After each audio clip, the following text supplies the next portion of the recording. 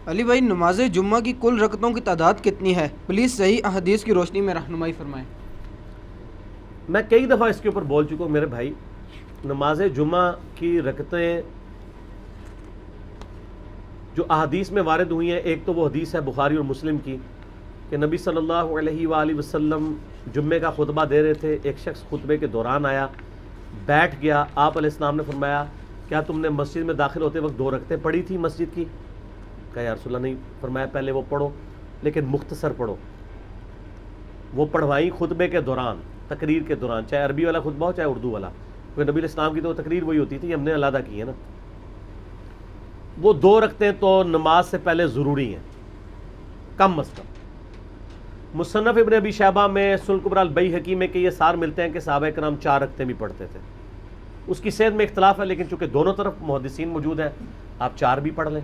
اور بخاری اور مسلم میں ایک وہ حدیث ہے دونوں میں کہ آپ علیہ السلام نے فرمایا کہ جو شخص سب سے پہلے جمعے کی نماز کے لیے آتا ہے اسے اونٹ نہر کرنے کا ثواب ملتا ہے، جو اس کے بعد دوسری گھڑی میں آتا ہے اسے گائے ذبح کرنے کا ثواب، جو اس کے بعد آتا ہے اسے بھیڑ بکری، جو اس کے بعد آتا ہے اسے جو ہے وہ مرغی ذبح کرنے کا ثواب، اور جو اس کے بعد آتا ہے اسے انڈا صدقہ کرنے کا ثواب،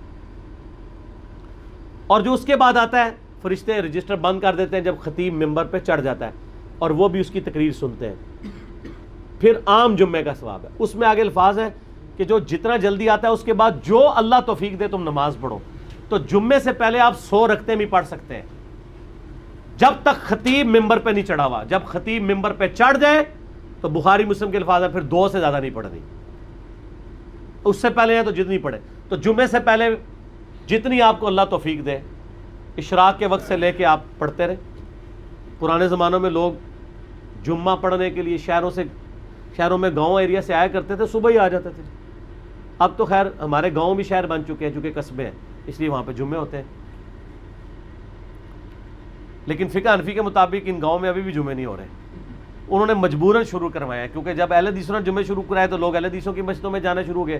انہوں نے کہا ہمارا تو ٹھیے ہی پھر خالی ہو جائے گا، انہوں نے زبردستی جمعے شروع کروا دیے، ورنہ حنفی جمعے پڑھنے کے لیے شہروں میں آتے تھے۔ آج حنفی جو جمعے پڑھ رہے ہیں فقہ حنفی کے حساب سے ان کے جمعے کوئی نہیں ہو رہے، ان کو ظہر ہی پڑھنی چاہیے وہاں پہ۔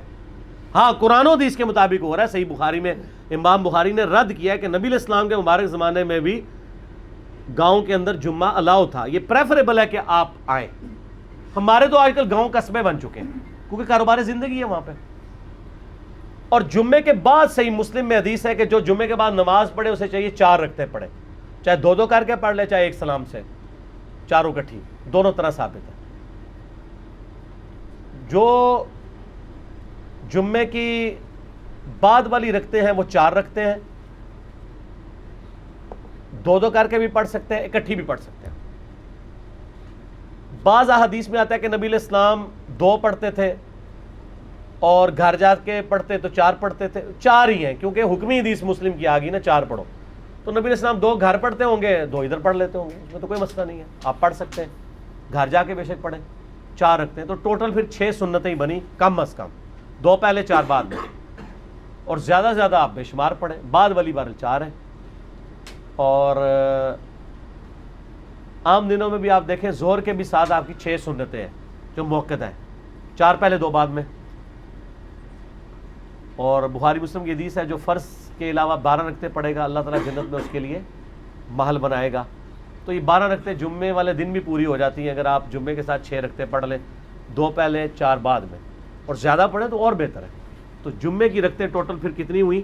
کم از کم 6 ادر دین فرض کے، 2 فرض تو ہیں بیچ میں، یہ نہ ہو کہ فرضوں کا ذکر ہی نہیں کیا، وہ اپنی جگہ موجود ہے۔ یہ رکھتے جب کوئی پوچھ رہا ہوتا ہے نا تو وہ پوچھ رہا ہوتا ہے سنتیں، اور بعض زور احتیاطی بھی پڑھ رہے ہوتے ہیں ساتھ، اس کی کوئی ضرورت نہیں ہے۔